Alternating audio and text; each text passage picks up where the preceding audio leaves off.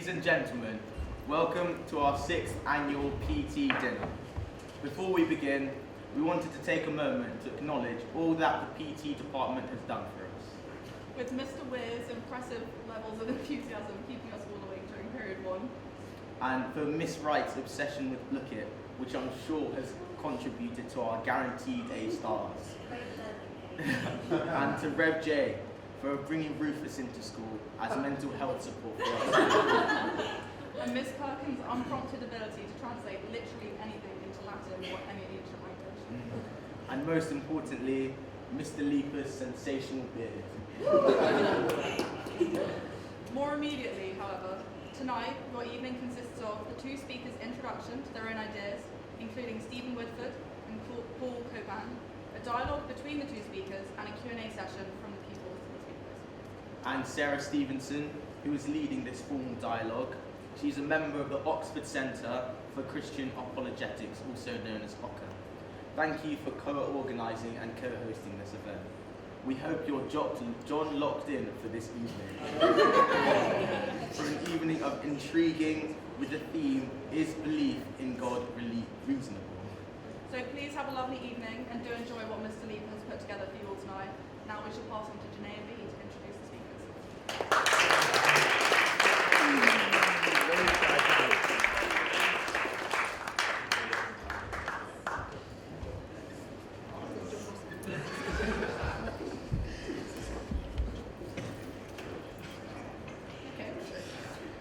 We are delighted to have Stephen Woodford, host of the YouTube channel Rationality Rules, that currently has over 300,000 subscribers. His channel focuses on debunking and refuting key philosophical issues in relation to religion, from free will to the Big Bang. He holds atheist beliefs and most popularly answered 9 questions labeled as questions that no atheist could answer by outlining the fallacies committed in asking each question.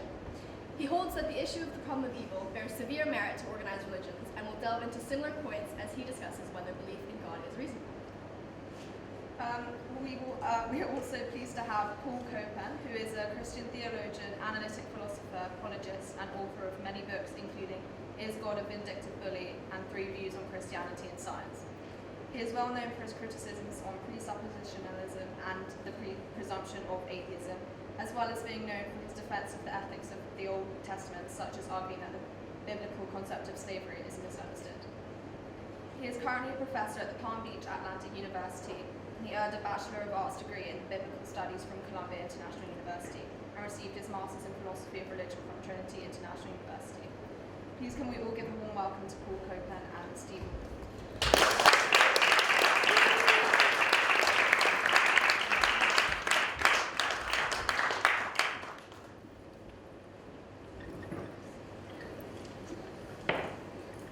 It's a pleasure to be with you all, and I appreciate the warm welcome. The fine meal, the meeting of a number of you, and Steve, my conversation partner tonight. It's been a pleasure. Steve is a naturalist, I'm a theist, and I'll argue that theism is more likely true than naturalism, and I'll be quoting a lot of naturalists actually to make my point.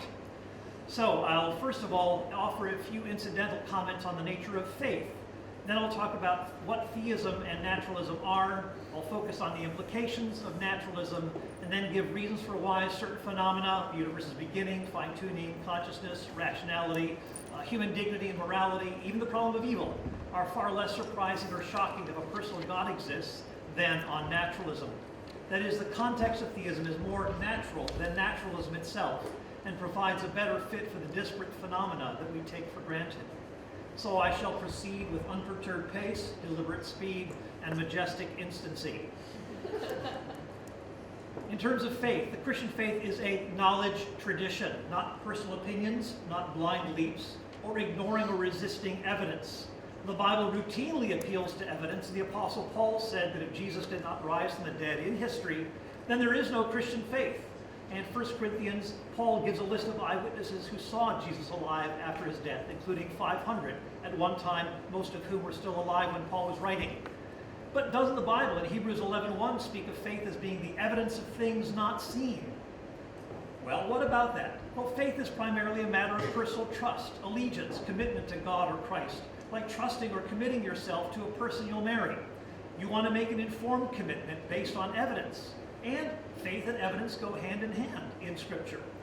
Hebrews 11 itself says that God spoke directly to people like Abraham, brought Israel through the Red Sea out of Egypt, raised people from the dead, shut the mouths of lions, and so forth. A lot of evidence right in that same chapter itself. But what is the issue here that sometimes is picked up on in verse 1 is that these people mentioned in that same chapter did not see the fulfillment of the promise, which the author of Hebrews says is fulfilled in Jesus Christ, to whom they were looking forward, who clearly reveals who God is. And then in Hebrews chapter 2, the author says that he himself was an eyewitness of the signs, wonders, and miracles performed by Jesus' own disciples as confirmation of Jesus' teaching. I can point to other texts like Luke 1, where the Jesus biographer Luke speaks of having investigated everything carefully from the beginning. And I can go on to talk about how the New Testament in the Scriptures talks about terms like eyewitness, defense, testimony, confirmation, and also talk about having seen and heard and even touched Jesus. And I talk about these sorts of things in the second edition of my book, Loving Wisdom, in case you want to look it up. And for what it's worth, I've edited 3 books on the historical Jesus and the evidence for the bodily resurrection, which has actually grown in strength and has continued to mount this historical foundation for the resurrection over the decades since the 1970s. But again, I'll say no more on that. How do we define theism and naturalism? Well, theism, I'll give 3 basic tenets. First, a maximally great worship-worthy being exists. Secondly, that this being created a world a finite time ago, 13.8 billion years ago, a world that is distinct from God. And thirdly, this God created human beings in God's image with dignity and worth and capacities to use imagination and create the arts and so forth. Naturalism, also 3 tenets. We call them 3 isms. The tenet of materialism. Matter is all the reality that there is. Kai Nielsen, Professor Emeritus, the late Professor Emeritus at the University of Calgary, says naturalism is the view that anything that exists is ultimately composed of physical components. Daniel Dennett, another naturalist of prevailing wisdom in the academy, is materialism. There is only one sort of stuff, namely matter, the physical stuff of physics, chemistry, and physiology, which can explain all phenomena. The second tenet, determinism. All events are determined by prior physical forces going all the way back to the Big Bang. No free will, personal responsibility, moral agency. Our choices are not up to us, but are the result of physical forces over which we have no control, including all that Steve tells you tonight. That he is no more rational than the theist, since neither can help believing or doing what he does. The biologist Francis Crick said our sense of identity and free will and so forth is nothing more than the behavior of a vast assembly of nerve cells and their associated molecules. Of course, if this is true, his own book, The Astonishing Hypothesis, is nothing more than the product of the behavior of a vast assembly of nerve cells and their associated molecules. Thirdly, the third ism is scientism, that science is the only, or best way at least, the best way to know. And so the naturalist Bertrand Russell affirmed what science cannot discover, mankind cannot know. Problem here, though, how can you scientifically prove that all knowledge must be scientifically provable? This is a philosophical assumption, not the result of scientific research. Thirdly, what are the implications of naturalism? Fundamentally, naturalism undermines all the things that we have understood that make us human. It strips us bare. The naturalist philosopher Jaegwon Kim says naturalism is imperialistic. It demands full coverage and exacts a terribly high ontological price. Bite the bullet. Embrace the starkness of naturalism and don't borrow from a worldview like theism, in other words. The naturalist Hugh Price says that since the 17th century, the regions under threat are some of the most central in human life, and he gives 4 M's. Morality, human dignity, moral duties, objective right and wrong, virtuous character. Modality, being able to choose between options, free will, moral responsibility. Meaning, objective meaning, making sense of it all, associated with purpose and objective identity that human beings have. And then the mental, the self or self-consciousness, interperson, first-person awareness, intentionality, and even life after death. Theism affirms these 4 M's and more, which are central to our humanity. All of these things are not an illusion, but that is what strict naturalists typically claim. In making my case, as I said, I'll call upon a number of leading naturalists to help reinforce my arguments in making the case for theism. This is what is the inference to the best explanation, which hypothesis is more natural, more unifying, more basic, and accounts for the wide range of evidence we have in so many disparate areas. The evidence suggests a transcendent source of vast power, intelligence, supreme value, consciousness, creativity, freedom or agency, and rationality, indicators that suggest personhood and that mind is more fundamental than matter. What are these evidences for God? Well, first of all, the universe's beginning. Matter, which includes quantum particles, which are not eternally existent, energy, space, and time. They began with the universe. The universe is not self-sufficient, which points to a transcendent cause. The noted physicist Paul Davies, after reflecting on the expanding universe, microwave background radiation, the second law of thermodynamics, notes that the universe could not be eternal. The usable energy is dissipating and therefore can't be finite. And so Davies asks, what caused the Big Bang? He says, it seems to me we don't have too much choice. I should say that Davies is a believer in God. He says, but a noted physicist, he says either something, these are the two options, either something outside the physical world or an event without a cause. William Rowe, a naturalist, late naturalist, says it has to be acknowledged that the Big Bang theory does give credence to some sort of creator. A Big Bang needs a Big Banger. The Nobel Prize-winning physicist Stephen Weinberg preferred a beginningless or steady-state model of the universe and disliked the Big Bang because it resembled Genesis 1 too much, because it says, in the beginning, God created the heavens and the earth. It appears that the beginning of the universe is our first miracle, as it were, which would then set the context for other possible miracles like the bodily resurrection of Jesus. Secondly, the universe is fine-tuning. If you're a betting person, do you go with naturalism or theism on this? If you're a naturalist, you're trusting, you have faith, that a lot happened without a powerful agent and mind to begin and guide the process to arrive at human beings. Not only do we need a universe, which is not eternal, the universe must have three characteristics in addition. It has to be, first of all, life permitting. As Roger Penrose says, 1 part in 1 times 10 to the 123rd power. Pick a 1 part of subatomic particle out of the entire universe on the first guess. That is the kind of number that we're talking about. But it gets worse. It also has to be a life-producing universe. If life is produced from non-life, then it would, and a lot of people have tried to do this, and it would show that it takes a lot of intelligent planning, but the naturalist biologist Francis Crick called the emergence of life almost a miracle. But it also has to go beyond that. It has to be life-sustaining. That producing a single-celled organism from non-living matter has to go all the way to Homo sapiens. Again, adding improbability upon improbability and so forth. But given theism, all of this makes excellent sense, as there is an intelligent and powerful being to guide all of this. The theist, Alan Plantinga, says such fine-tuning is not at all surprising or improbable on theism. God presumably would want there to be life, intelligent life with whom you can communicate and share love. Given atheism, this fine-tuning is surprising. Therefore, theism is to be preferred to atheism.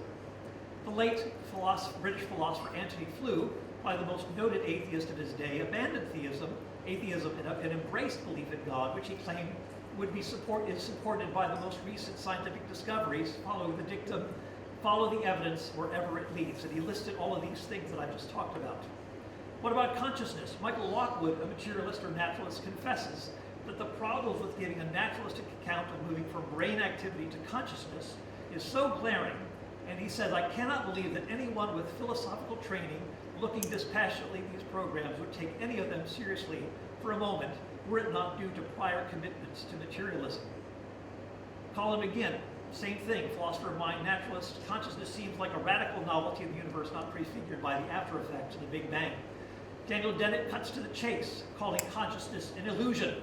Of course, the problem here is that one has to be conscious to experience an illusion. On theism, however, a supremely self-aware being exists, and then we have a very plausible context for consciousness. But things get worse for the naturalistic perspective, because the mainstream naturalistic view in the academy denies the reality of consciousness, like Daniel Dennett, which means that suffering doesn't exist either. As the Christian philosopher Stuart Getz reminds us, if you think that there is a problem of evil, then you must, if you're consistent, break ranks with contemporary philosophical orthodoxy. There is no problem of evil from the strict naturalist point of view. Daniel Dennett himself confesses that intrinsic human rights is nonsense on stilts, so there can be no violation of anybody's rights. We talk about personal agency and so forth. but I won't go into a lot of these things here. But rationality is another indicator of a theistic source. Steve does videos for Rationality Rules, but it seems a problem is here. The naturalist philosopher Alex Rosenberg, in a meeting with other leading naturalists, says it's a dirty little secret that among us naturalist philosophers is giving a naturalistic account of reason. No one chimed in to say, hey, wait a minute, we really can in this gathering. The naturalist philosopher of mind, Patricia Churchland, says that the nervous system enables organisms to succeed in the 4 F's: fighting, feeding, fleeing, and reproducing. That is evolutionary advantage. And she says truth, whatever that is, definitely takes the hindmost. In other words, you may feel you have free will, dignity and worth, moral duties, and so forth. But according to naturalists, these are false beliefs that enhance survival and reproduction. So from a pragmatic point of view, perhaps schools should just teach that humans have intrinsic dignity and moral responsibility and rights in order to enhance survival and reproduction, but not because this is actually true. But for the naturalist, it seems that rationality too would have to be another illusion. Now, theists can readily account for rationality and trusting our rational faculties to lead us to the truth because we've been made in the image of a rational God. We're wired for more than survival and reproduction, but for seeking the truth as well. This God couldn't be evil because this God has generally given to us reliable belief-forming processes. I can talk about objective beauty, that beauty makes sense of a creative transcendent, is made sense of by a transcendent creative mind that is the source of beauty. Scientists appeal to beauty to justify their scientific theories. The naturalist Richard Dawkins, interestingly, observes that the Milky Way and the undulations of the Grand Canyon strata lead Dawkins into its state of almost worship and abstract gratitude. That sounds like a theistic response. We give thanks to persons, but as a naturalist, whom are you going to give thanks to for the Milky Way or the Grand Canyon's beauty? This impulse makes no sense on naturalism. And if this creator were evil, why would this being create such stunning beauty everywhere? Finally, let me say something about objective moral values. Objective morality, including duties, human dignity, human agency, and so forth. On naturalism, actual value, whether human or animal, doesn't exist. We have just evolved certain moral feelings of moral duties, but not actual duties themselves. It's just how we've evolved, and we could have developed a completely different feeling about morality. Charles Darwin said we could have developed hive bee morality, that unattached females would kill their brothers, mothers would kill their fertile daughters. Naturalist Michael Roos says we could have developed termite morality, that is dwelling in darkness, eating our waste, and cannibalizing our dead. Michael Roos says that our awareness of morality, our sense of right and wrong, a feeling of obligation to be thus governed, is merely of biological worth. We think it binding upon us because we think it has an objective status, but morality is merely a corporate illusion that has been fobbed off on us by our genes to get us to cooperate. So on strict naturalism, there's no problem of evil, which is itself a problem, and there's no objective morality, another problem, but this raises other problems. Randy Thornhill and Craig Palmer, biologists and anthropologists, give a naturalistic justification for rape. When males can't find a mate because of their subconscious drive to survive and reproduce, they force themselves upon females, and they assert that rape is a natural phenomenon that's the product of the human evolutionary heritage comparable to the leopard spots and the giraffe's elongated neck. Julian Baggini notes a problem here. He's a noted atheist, naturalist. He says the more brutal facts of life are harsher for us atheists than they are for those who have a story to tell in which it all works out right in the end, and even the most horrible suffering is part of a mystifying divine plan. If we don't freely admit this, then we betray the commitment to the naked truth that atheism has traditionally embraced. He continues, anyone who thinks it's easy to ground ethics hasn't either done much work in moral philosophy or wasn't concentrating when they did. And he admits that for the theist, at least there is some bedrock belief that gives a reason to believe that morality is real and will prevail. Now, Steve might say, I'll grant you all of these things, but the existence of evil contradicts the existence of a good and powerful God. Maybe there's an evil creator. But how does Steve define evil? Something that goes against how we've arbitrarily evolved? No, evil is a departure from the way things ought to be, not simply the way that we feel things ought to be. For naturalism, there is no way things ought to be. Secondly, even if these reasons I've given are sound, and if the creator happens to be evil, then naturalism is false. Third, people respond to evil differently. This has been called a perspectival problem of evil. Some people turning away from God, but others turning to God because they can't make sense of evil otherwise.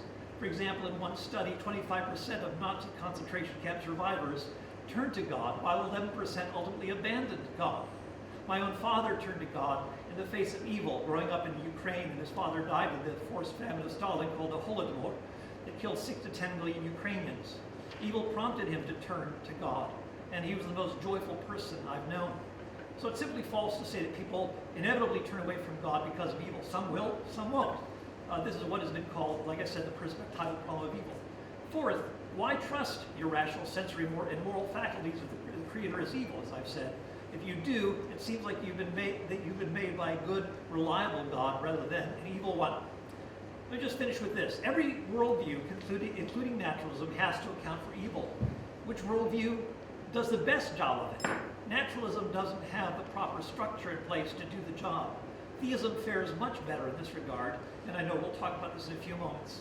But as the Christian philosopher Marilyn Adams wrote, if divine goodness is infinite, if intimate relation to it is thus an incommensurable good for created persons, then we have identified a good big enough to defeat horrors in every case. So for these and other reasons, theism has better explanatory resources than naturalism to explain a wide range of features of the universe, as well as those things fundamental to human experience, like those 4 M's. Thank you very much.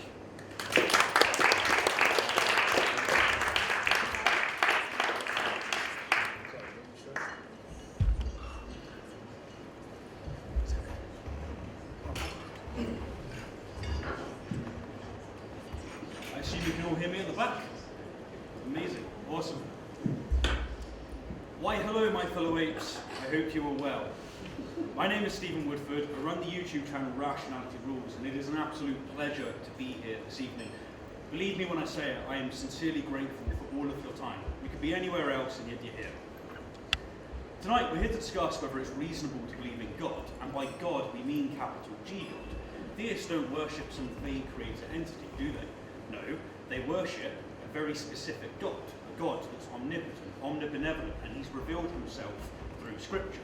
And if you're lucky enough, he may have revealed himself to you, or will reveal himself to you. But you've got to be careful, because this is also a sign of schizophrenia. I know, God works in mysterious ways. Tonight, we'll be examining these claims and attributes to see if they stand up to scrutiny. Is it reasonable in this day and age to believe in God? Here's a mind-breaking fact to begin with. In the Milky Way, our gorgeous galaxy, there are 400 billion stars. So we can conceive of 10,000 people at a concert. We can perhaps conceive of 100,000 people at a decent festival. A million? Not really. A billion? Definitely not. 400 billion stars in just our galaxy. And each of those stars is a sun with potential planets and life.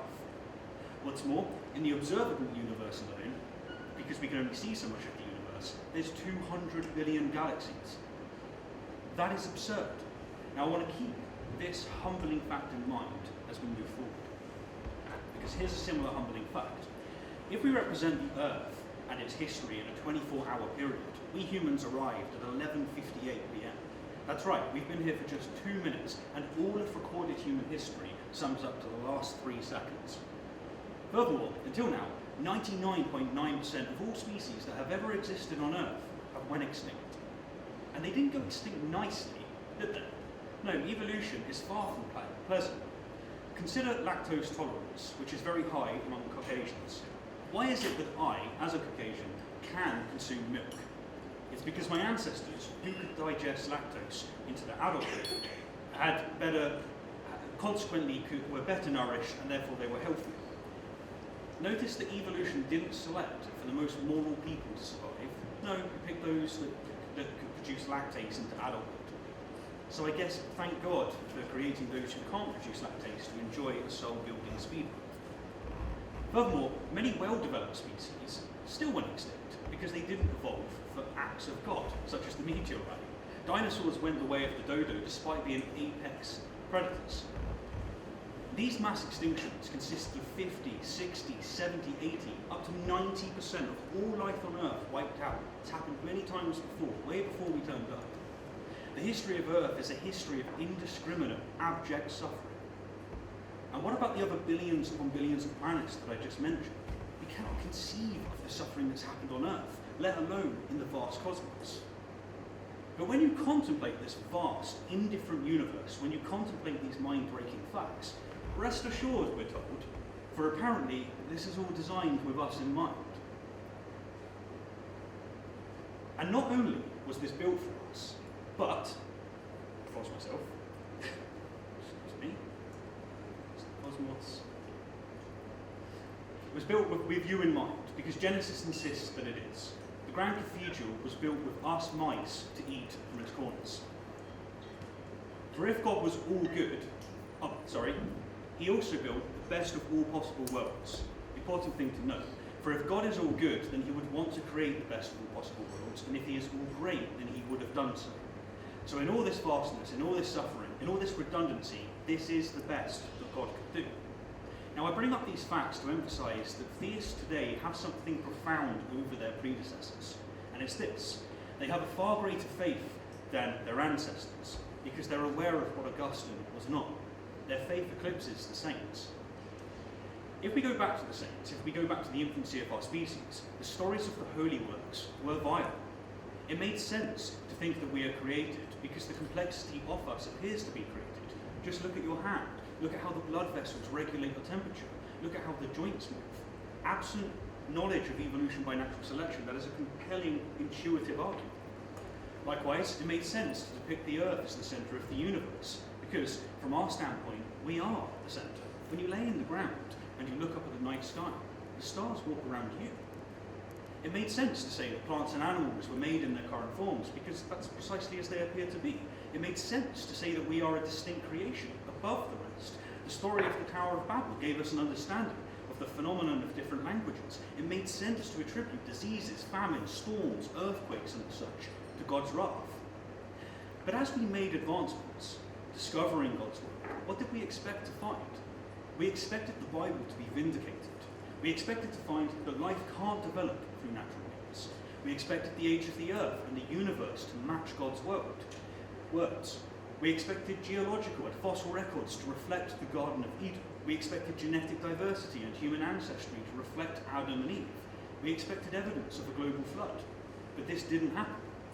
Evolution by natural selection threw creationism aside.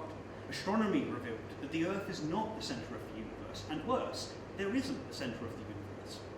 Geology has exposed that the Earth is significantly older than what's suggested in the Holy Books, and yet astronomy has exposed that the Earth is significantly younger than the cosmos. Each of these examples demonstrate a pattern, theistic explanations being replaced by naturalistic explanations. As we uncover more about our universe, the realms once governed by religious facts increasingly fall under the domain of scientific, naturalist understanding. And this compels us to answer an uncomfortable question. If a horse had lost 1,000 races, would you still bet on it to win the next? This metaphor aptly illustrates the track record of theism when compared to atheism in explaining our world. This is precisely what we would expect to see if there is no God. For now, let's put a pin on this and move into the moral sphere, because this is a supposed last bastion of theism, before we even mentioned morality. Why, so asked the prominent Protestant pioneer Martin Luther, do women mature much quicker than men? Why is it that women, they finish their puberty before men? What's going on? Because it's an easy one. This is an easy one to answer. It's for the same reason that weeds grow faster than roses. He's saying and insisting that the reason men take longer to develop is because of the same reason it takes roses longer to develop. You just need more time for it. And the reason I mention this is because all three great monotheisms, they depict women as below men. In Genesis 2, God describes women as helpers. In 1 Corinthians 14, Apostle Paul instructs women to be silent and submissive in church. Ephesians 5 insists that women submit to their husbands. 1 Timothy 2 ensures us that a woman should not teach or assume authority over a man. St. Augustine, St. Aquinas, and all of the rest came with these receipts of revelation. Today, however, theists will disperse of these verses, relying more on the vacuously vague, right is written on our heart. That's how they justify finally giving half of humanity basic dignity. But what's going on here? How do theists explain this progress, this moral progress? On the one hand, we're effectively told by modern Christians that their saints, no less, read the Bible wrong. But think of what this entails.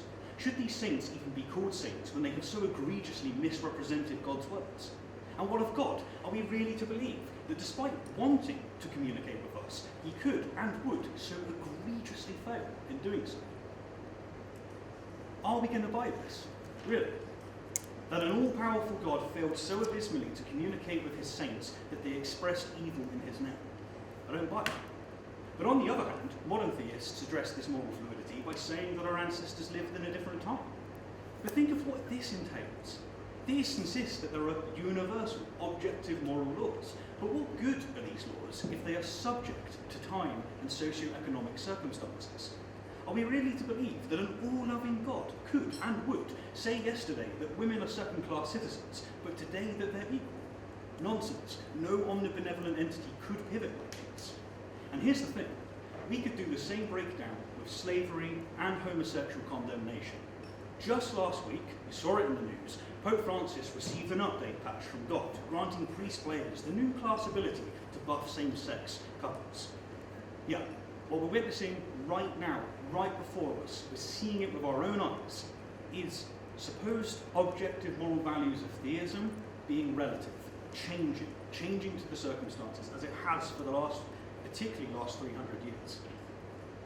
But what do religions do about this? How do they deal with this history? It's genius.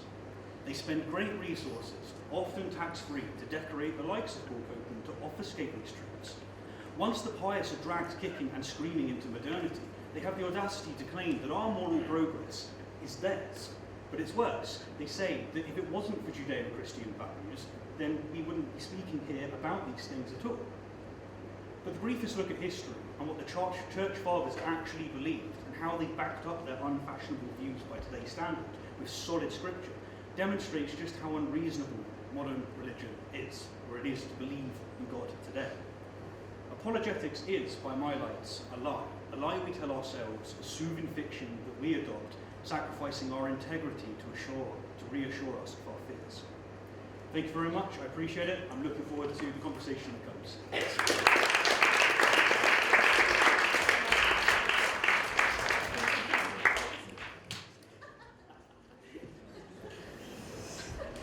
Hello everyone, it's been so good to be with you tonight. Thank you so much for that amazing dinner.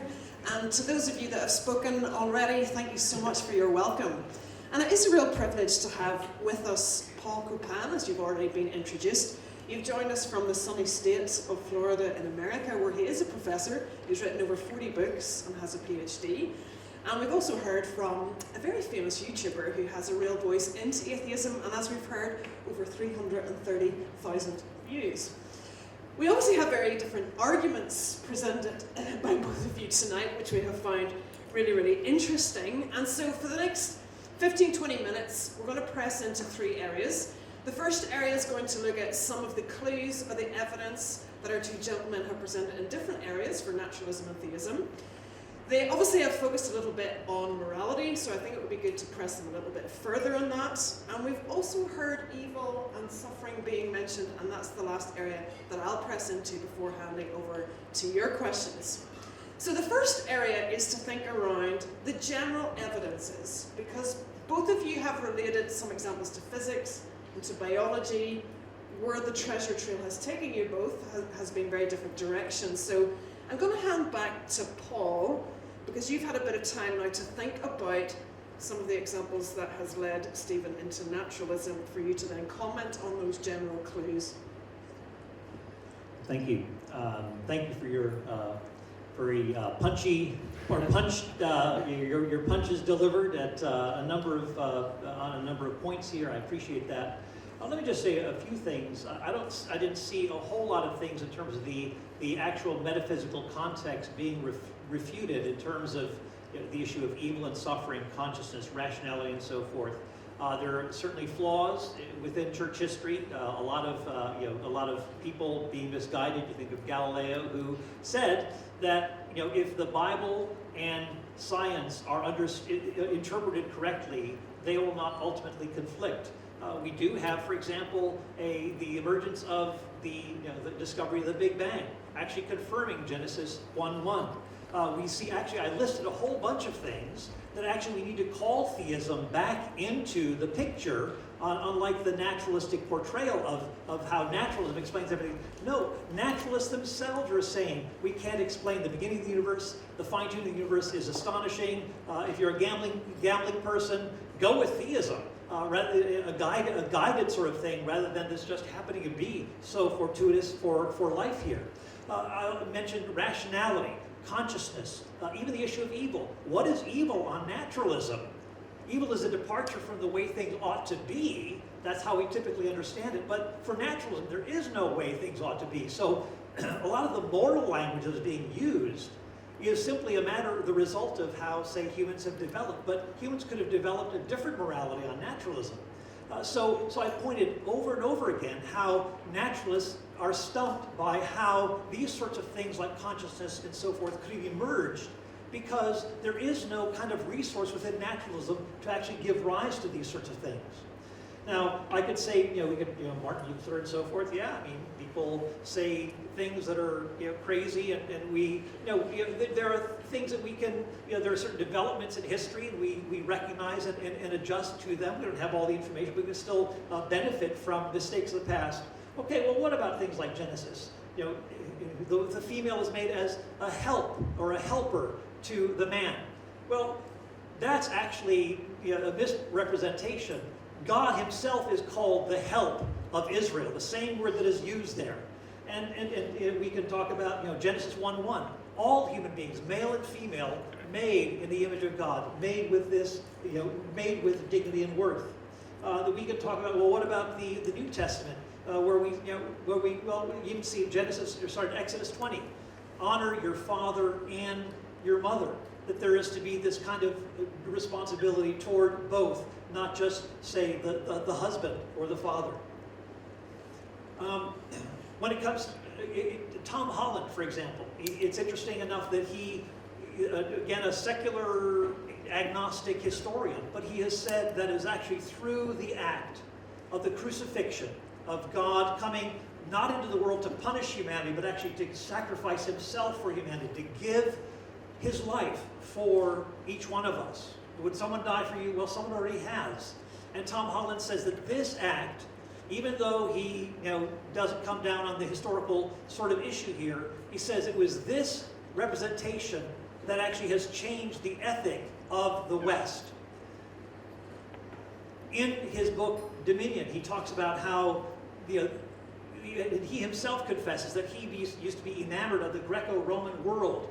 But he realized that it was actually very brutal, that there was no concern for individual human rights, for the poor, for the handicapped, and so forth. It was the Christians who actually restored this. And when you look at the history of Christianity, yeah, there's a bunch of junk, but there are also all sorts of moral reforms, all sorts of things that are taking place. The gladiatorial games being prohibited, women being imprisoned with men being prohibited, under Constantine and so forth.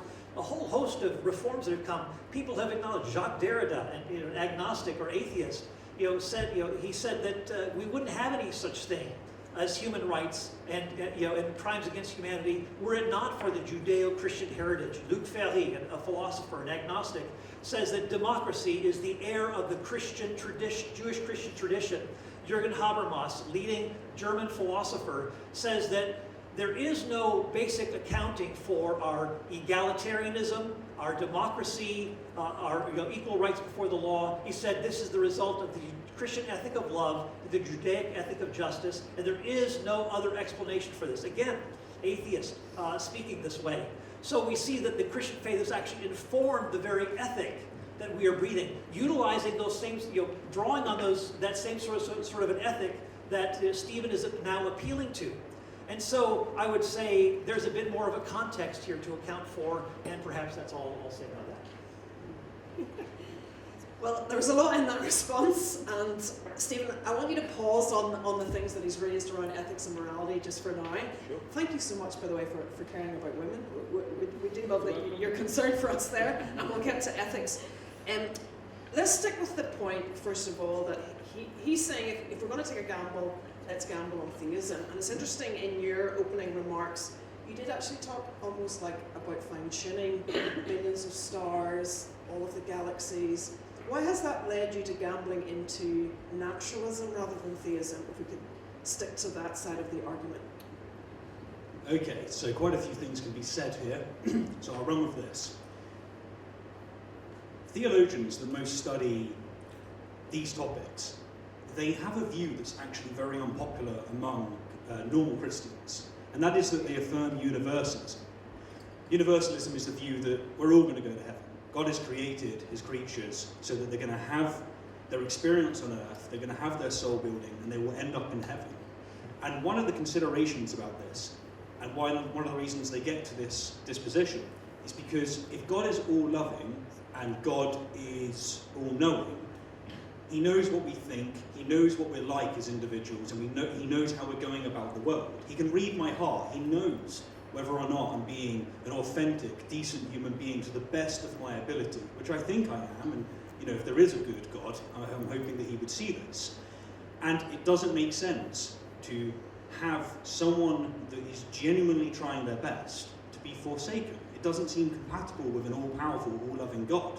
And so the way I live my life is I take, actually, what Christians say, which is all-powerful, all-loving, and I don't worry about trying to affirm a certain belief in the resurrection or having certain views in general, because I know if I just act earnestly, such a God wouldn't forsake me. So when I look at the night sky, if it turned out that the story in Genesis was true, that would be wonderful evidence in favour of Abrahamic faith. If it turned out that we really are the centre, that the universe was created at the same time as the earth, that what we're looking at in the night sky isn't billions and billions of different suns, but actually a firmament that goes around us, this would be wonderful evidence in favour of Genesis. But it seems that once we make a discovery that the universe is way wider and way larger than we thought, the dice are being rolled for each of those suns, you realise that, okay, some very improbable things are definitely going to come up if you're rolling at a point of 200 billion, 400 billion times.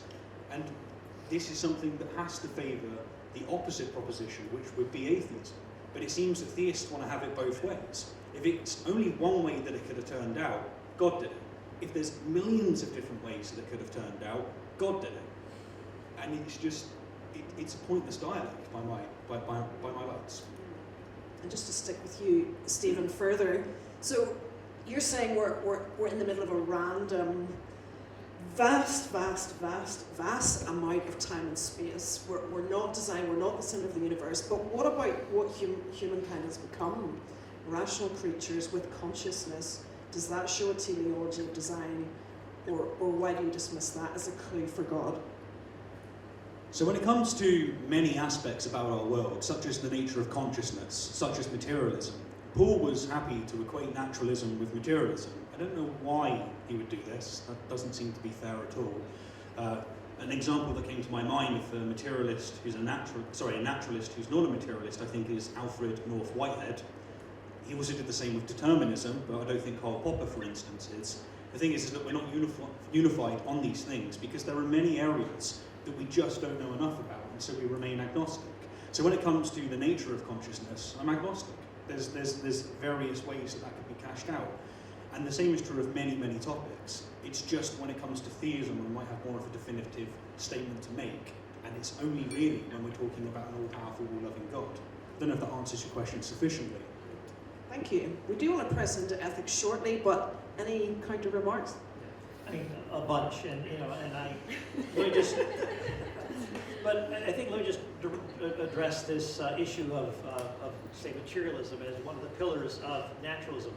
As I mentioned earlier, I quoted Stuart Getz, who says the majority view in the academy is this strict naturalism that holds to this materialism, and again that the implication that there is no that consciousness does not exist, and therefore that there could be no suffering. So he's saying it in light of that. And if you're going to appeal to the problem of evil, calling yourself a naturalist, you're going to have to go against the mainstream of the academy today. So I'm arguing from what the mainstream is, the academy. Now, there are some people who will be, we call them broad naturalists, but they are actually drawing on the resources of theism, or a view like it, with value, consciousness, moral freedom, and so forth, in order to kind of puff up this viewpoint. But as Jaegwon Kim said, that naturalism is, you have to pay a high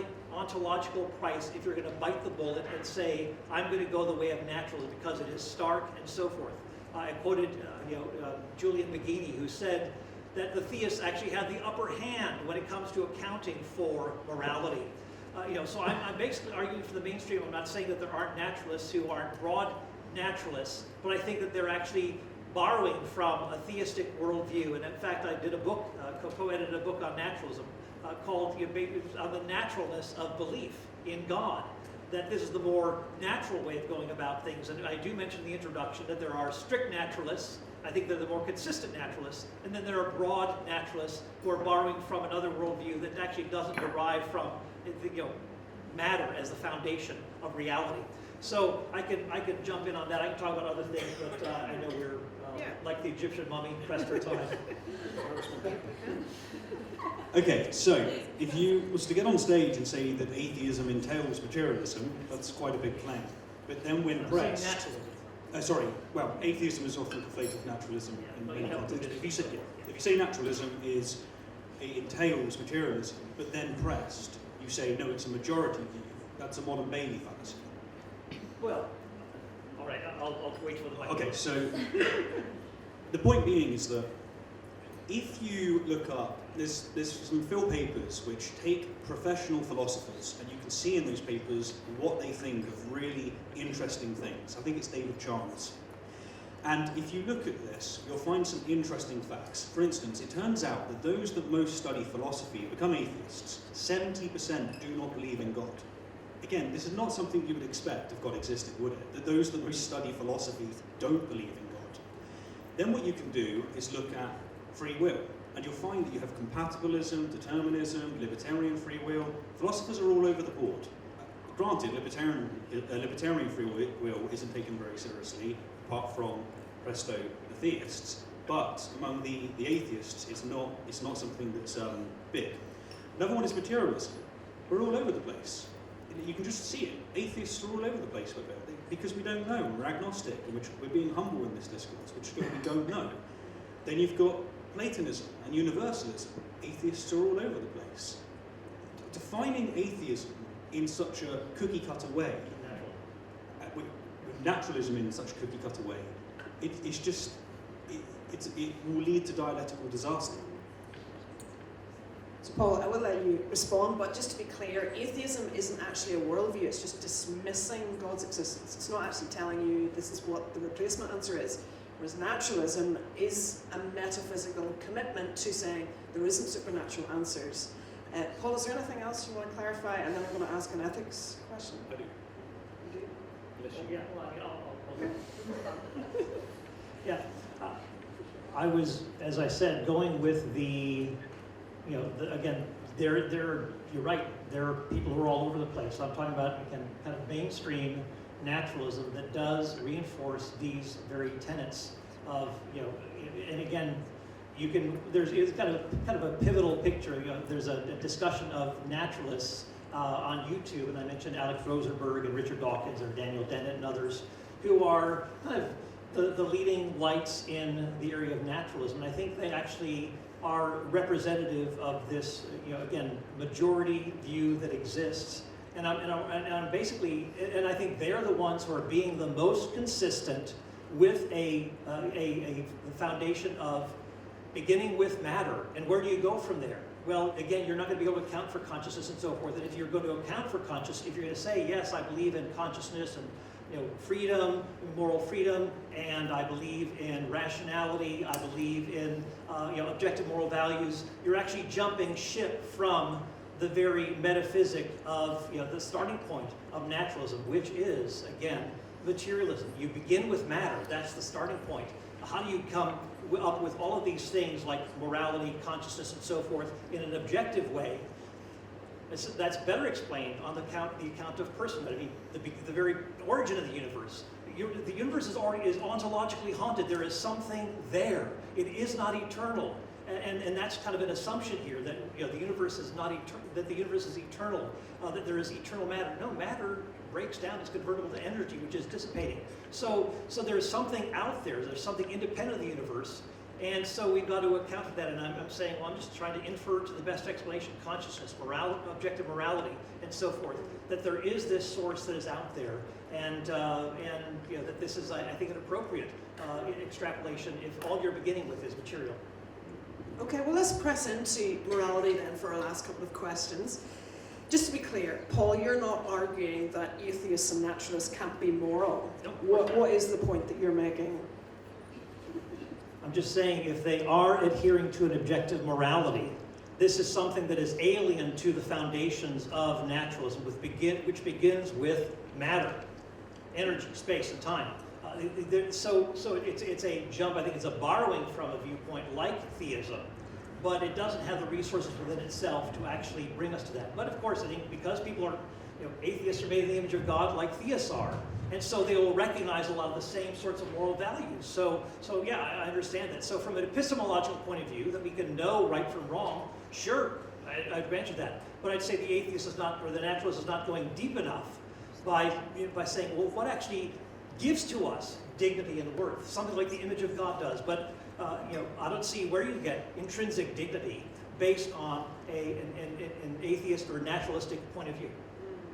So you're saying the strongest meta-ethical foundation for human value and worth comes from theism, but we heard a very different point from you in your talk, Stephen. We did indeed. It mesmerizes me that Christianity had dominion for nearly 2,000 years, or at least a good 1,000 years, if you take it from the end of the Romans with their polytheism.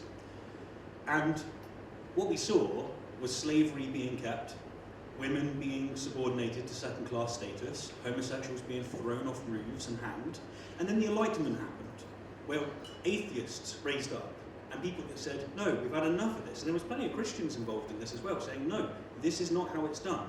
And now, with the advancements that we have the audacity to claim that this is Judeo-Christian advancement. It's not. It's in direct opposition to Christianity.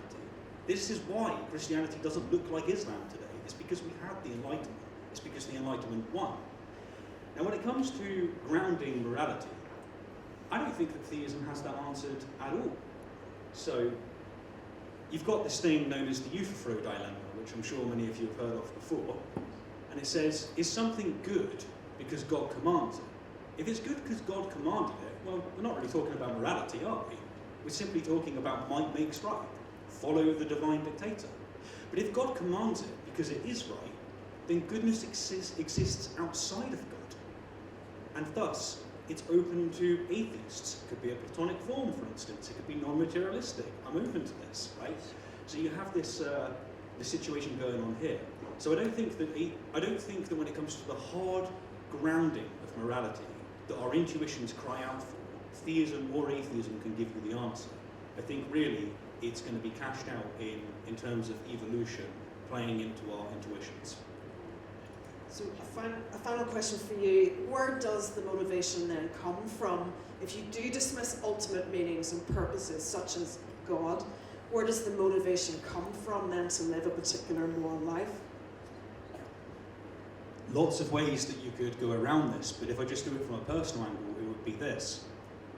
I'll give you an example. I don't eat meat. Why don't I eat meat? I can't eat meat, everyone eats meat, it's a normal part of society. It's because I lose sleep. I lay there at night and I go, damn, that was a sentient being. And for me, personally, that causes me enough disruption, enough reflection that I just decide I don't want to do it. Why is it that I'm nice to people? It's a similar thing. It's because I feel bad if I act in certain ways. That's good enough to be my motivating factor. It's what motivates me to act in moral ways. Fortunately, we've made more discoveries and we've figured out what's really going on. What is at the background, and you are going to get etched into evolution by natural selection. and it's going to have some very uncomfortable truths. But one of the things we have learned from finding out about the 200 billion galaxies, the 400 billion stars in our one galaxy, so many facts that we've learned about in the last 2 centuries is that much of the world is not in tune with our intuitions, and it will violate what we want it to be. I think you need to be courageous to just accept that, okay, some of the things we want are not that way. You have to navigate that space through different means. And Paul, final responses? Let me touch on the Euthyphro argument. It's not a dilemma. It's an argument. There are 3 options rather than 2.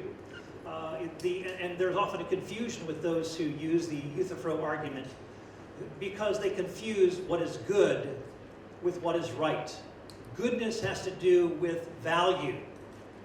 And value includes things like deeds that go beyond the call of duty, like deeds of supererogation, like donating your kidney to a stranger. That's a good thing, but it's not as though you're morally obligated to do that. So deeds of supererogation, beauty would be another source, would be another category of value.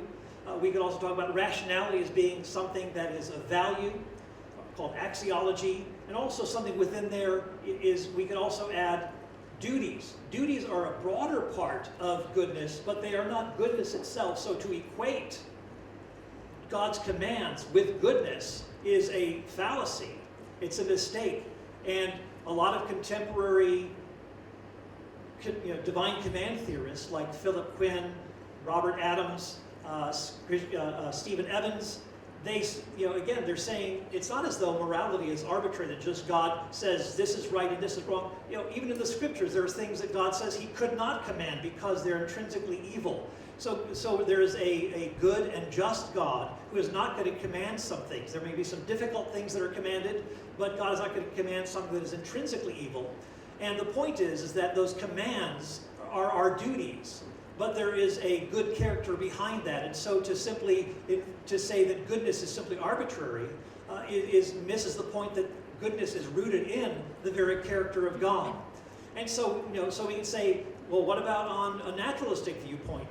Well, what is the standard of goodness? Where does that come from?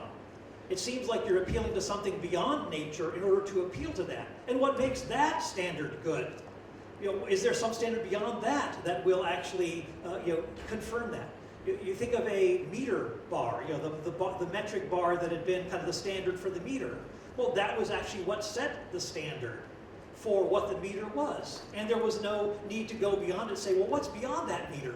That was the standard, that was sufficient. In the same way, God's character is a sufficient stopping point.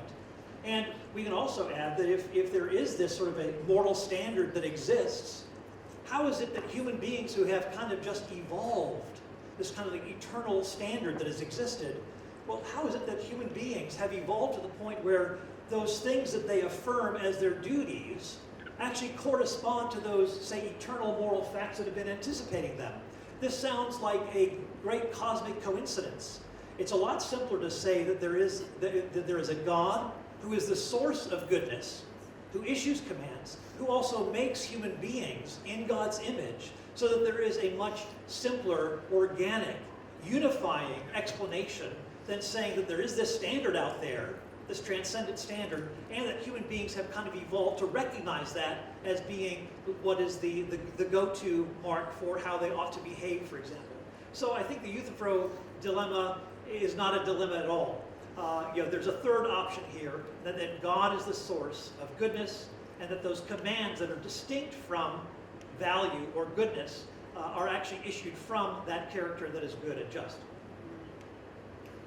I know you want to respond. Really? Yeah. I also wanted to ask other questions around evil and suffering, but we are coming to the end of our time. It's interesting, we've looked at cosmology, physics, biology, morality, and we've 2 different worldviews sitting here. Where do you want to take the question? So I'm going to hand over to Sam, and let's see what you want to ask our speakers.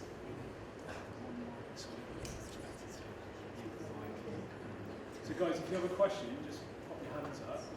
It's probably best to leave it actually. It's really helpful. So, questions, pop your hand up. Yeah, Elliot, go for it. I have one question about, you said that Christianity was the Judeo-Christian culture is the thing that creates these moral values that we have today, these semi-objective moral values that we have today. And I was just saying, Monica, that many societies had these values before Christianity even reached them, before Christianity. Right. So how is Judeo-Christian culture caused these moral values if they exist anyway? Is it not human nature? Yeah, no, great question. Weren't there other cultures that affirmed a lot of these sorts of things that Judeo-Christian morality has been affirming? And I would say C.S. Lewis is one who does document this in his book, The Abolition of Man, where he looks at, and I think this is a reflection of the image of God, that there are these kind of go-to moral principles like honor your parents, keep your promises, show kindness to those who are downtrodden and so forth. And so he lists these things from a number of different places, and he notes that there is this kind of a consistency, and so there is that point to make. So yes, we are God's image bearers, and if we are, in a sense, in tune with our consciences, we can get a lot of things right. Secondly, the point about Tom Holland, the historian, he said that the world into which Christianity came was brutal, that there was no regard for those rights. So a lot of people, in a sense, forgetting or losing touch with conscience, losing touch with the objective moral values that are to guide our lives. And so it was the Christian faith that came into this world that actually revolutionized things, and plenty of skeptics, atheists, and so forth acknowledge that the Christian faith has changed things and reshaped our own ethical understanding of democracy, human rights, and so forth. In fact, those very people who are part of the Enlightenment, people like John Locke and Jean-Jacques Rousseau and so forth, a lot of these were actually shaped by Christian values that they had grown up with. That Robert Woodbury has done an excellent job. He teaches at Baylor University, a sociologist, who has actually said that it's been through the influence of, say, largely Protestantism that has emphasized the importance of individual human rights, and where you have, say, Protestant traditions that have been well established in countries, that you have, say, a stronger emphasis on democracy, you have greater emphasis on public education. It took the Catholics a longer time to catch up with them. But again, due to certain principles within the Protestant Reformation, such as the right of all believers to read the Bibles for themselves, the priesthood of all believers that they can have access to God directly, and so forth. So I encourage you to take a look at Robert Woodbury's work at Baylor University, take a look at Tom Holland's work. But yes, there is a general, when people are doing their moral best, they will reflect those sorts of values. But the Christian faith that came into the world has actually had a reshaping effect in places like, basically where you have the imprint of the Christian faith in terms of, say, Protestant missionary schools and so forth. These are the people who are actually leading, those who went to these Protestant missionary schools in Africa and Asia, were the ones leading their own countries into democracy. And so Robert Woodbury documents these sorts of things. So I'll perhaps pause it there. Can I get a word? Yeah, sure. It's a great question. I just wanted to make a couple of comments on it. So when Islam arose in the Iranian Peninsula, it did improve some of the rights of women there. And this is something that Muslims are always going on about, even though by today's standard, if you're under the Quran and the Hadith, a woman's testimony is only worth half that of a man's. But back then it was some radical woke stuff on that, right? That's what was going on. Likewise, when Christianity came in with Rome, it was really a radical change and a good change, because it came with improvements across the board. Like, this is something that a lot of secular thinkers will happily say, of course this was the case. But then what happened, and this is the problem with religions, they're dogmatic, they're stagnant, and this is why the Enlightenment had to happen, and why now religion is always far further behind. Last week, the Pope says, hey, we're going to go super, super liberal and say that, you know what, when gay people come to church, you can actually bless them. That's a radical change that hasn't happened throughout all of the dominion of Christianity. And so it's just something to be noted of. You can admit that a religion is good and often provides great utility when it arises, but it becomes a problem, almost like a parasite in my opinion.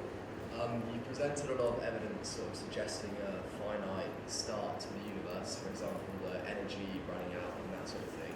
But to me it sounds like a bit of a leap that you go from that evidence to then the Christian God. Could you just speak up just a little bit more? I got the first part, but not the second. So you presented a lot of evidence of the origin of the universe itself, a finite point, Right. as energy is finite and all that. But then it sounds to me like a bit of a leap that you've gone from that evidence to Christian. Why not deism or Islam or Hinduism or something like that?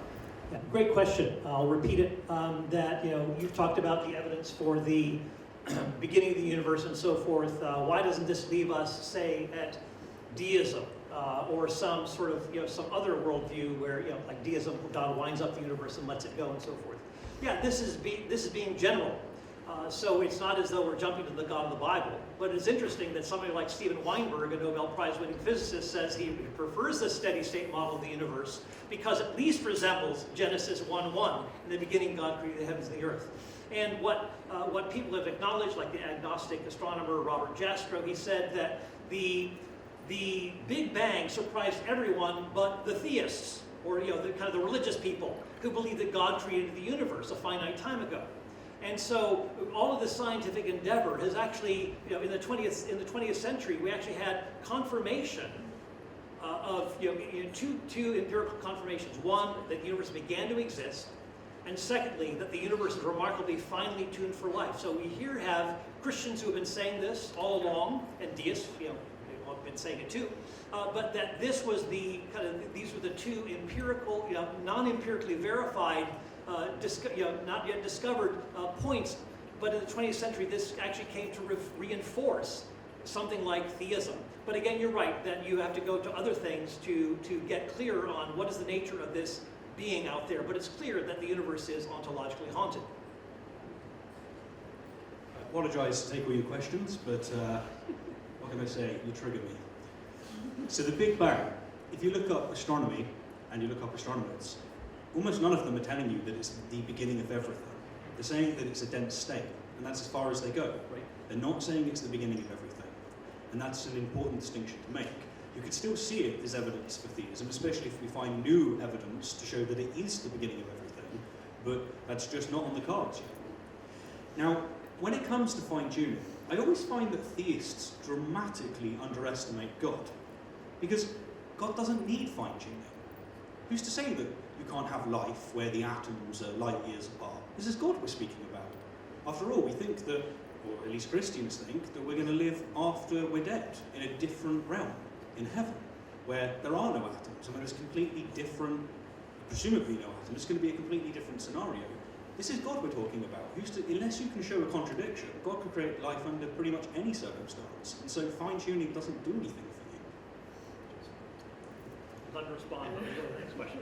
Go on, Kieran. You mentioned that Christianity is like, how could it be that the foundation and core beliefs of the Christian faith with flexibility and the ability to adapt to cultural change, using Jesus and agape love as the calculus? So was that part of Christianity is its ability to adapt, and that's something to take note of? Yeah. Yes, no, good point. Because we don't see that in the Muslim world, right? That hasn't happened yet. It hasn't had their enlightenment, but that's where my answer's going to go. I think a poll came out, maybe it was a year ago, might have been short, a little bit less than that. Now, more than ever, there are atheists in this country. Something like 50% of the UK do not affirm Christianity. It's completely went down, and this is correlated with this dramatic change that you reference. I think it's really quite obvious what's going on, and that is that we have a situation where we're moving away from the baseline of Christianity, and this is why we get more and more vague stuff. You talk to Augustine, if you talk to Aquinas, 1,000 years between them, they'll tell you exactly what slavery is about. They'll tell you what women's role is in society. They'll tell you what to do with homosexuals. And yet today, we lean on other vague verses such as good and bad is written on your heart. Jesus said, love thy neighbour. So yes, they are developing, but it's the only way they can survive. It's evolution by natural selection right before our eyes. The only way that Christianity can maintain its relevance is that it has to adapt. What I don't appreciate, however, is that it then wants to claim those trophies for its own when it wasn't Christianity that got us there. Paul, it might be relevant to comment very directly to the ethical issues being raised. Is Christianity bad news for women? Is it bad news for gay people? Is it ethically dangerous? Yeah, when it comes to women, and again, I encourage you to take a look at someone like Philip Payne's book on God, man and woman. I forgot the title. Man and woman, one in Christ, where Payne goes into a lot of detail, looking at these actual texts, seeing that, for example, there have been some mistranslations. For example, in 1 Timothy 1, where you talks about women keeping silent. Well, actually, it's woman not usurping the authority, or not subordinating her own husband or kind of undermining him. It has that kind of a sense to it, and so Payne goes into a lot of detail on this. Women keeping silent in the churches. Well, there's actually a text that has been inserted into the scriptures, and that you can see as you look at manuscripts that the women keeping silent in the church actually goes against what 1 Corinthians is saying, which actually contravenes that women could prophesy and pray in public worship. So there's no ban on this. There's a lot of pushback, yes, in the first century world, where women are actually, literally letting down their hair, which is a sign of kind of loose living, where women were, in letting down their hair, they were kind of insulting and shaming their husbands. And so in this, quote, women's liberation movement that was actually undermining the relationship of husband and wife, Paul is speaking into this. But you see women who are actually involved in teaching, like Aquila and Priscilla, a team. They're instructing someone who succeeded Paul in Corinth. You also see, for example, church leaders like Phoebe, a deaconess. You see Junia, who is an apostle. So you have leadership there. But yes, some of these things have gotten misread and so forth. When it comes to the issue of homosexuality, yes, the Bible says the ultimate ethic is between a man and a woman. That this is what is God's ordained design. But it doesn't mean that people who are in a same-sex attracted, it doesn't mean that they are not loved by God, that they are not, that Jesus did not die for them and so forth.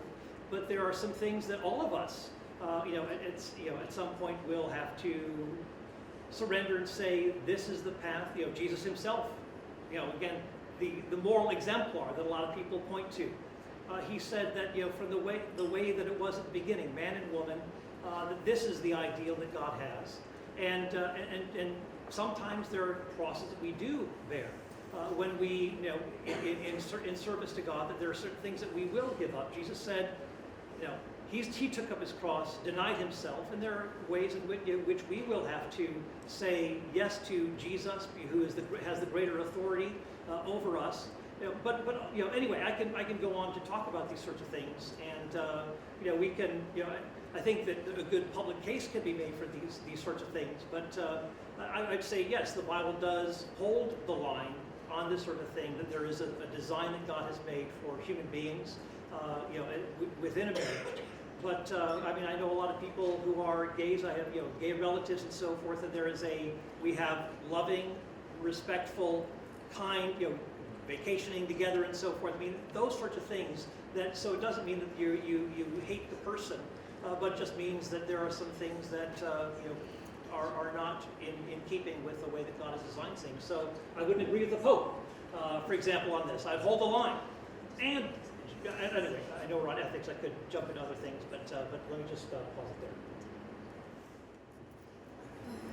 Would you say that the claim that there is an objective moral standard, is that a very anthropocentral sort of claim? Because yes, humans do act in a pattern, humans do behave in a way like they're self-aware, they're aware of morality, but the majority of sentient beings don't.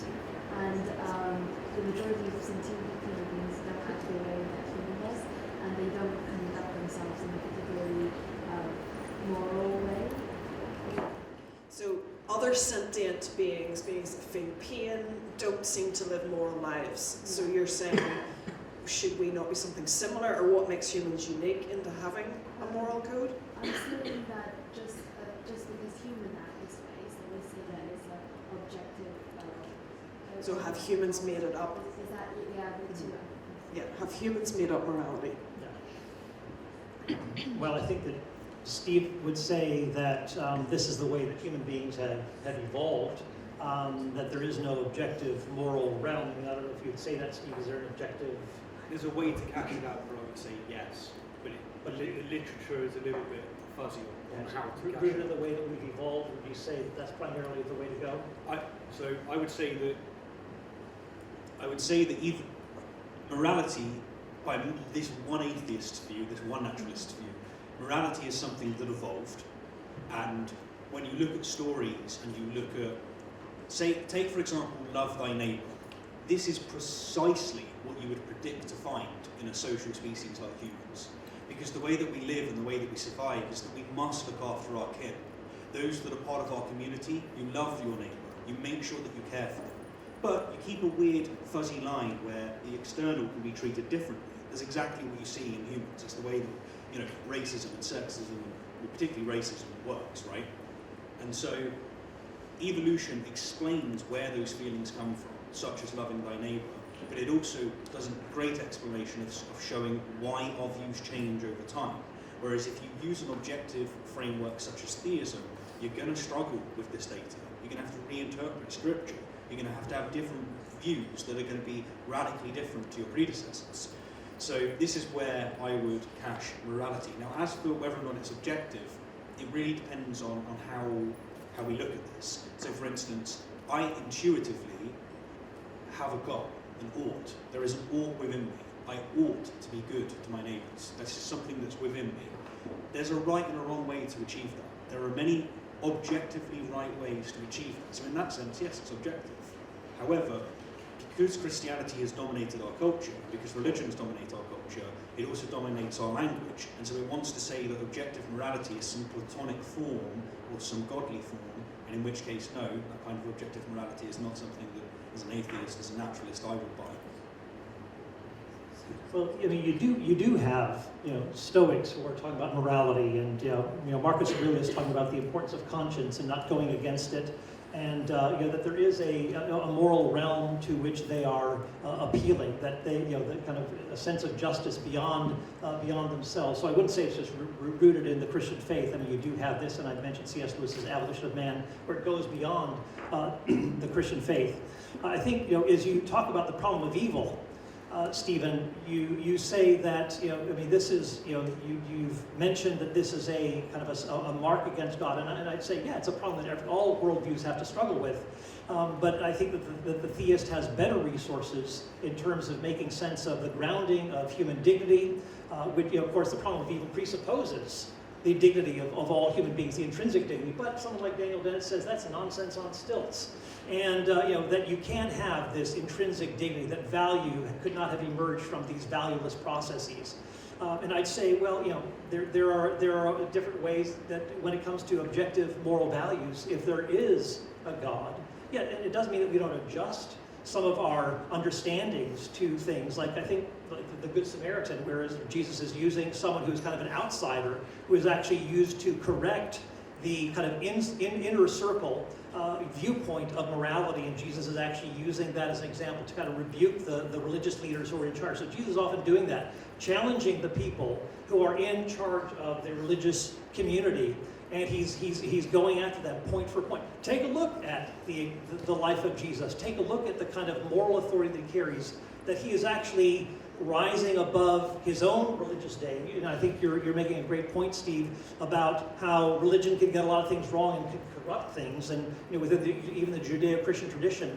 But rather than saying, oh, these things have been, these abuses have taken place in church history, well, look at the founder himself. Look at and see at the sorts of things that he upheld. Look at the kind of authority that he commands about obeying him, about that he is the one who's actually representing God, that he has authority, and he expected people to not just to listen to his teaching, but actually to follow him, to obey him. So there's something quite remarkable about Jesus himself, and just take a look for yourself and say, what is the ethic of Jesus, who is to be the leader, and where have people diverged from that kind of an ethic? So yeah, there are going to be a lot of things that go wrong. Jesus would be hanging out with gays, he hung out with prostitutes, he hung out with tax collectors, and so forth. Now, he hung out with those who were, the marginalized of society in his day.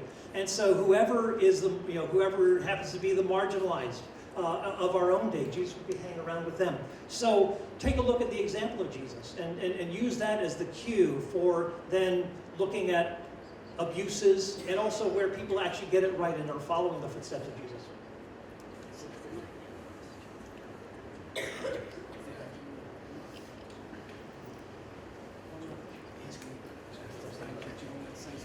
Yeah, okay. Yes, I think that we could debate all night. Thank you so much. Can we have a round of applause, please, for us?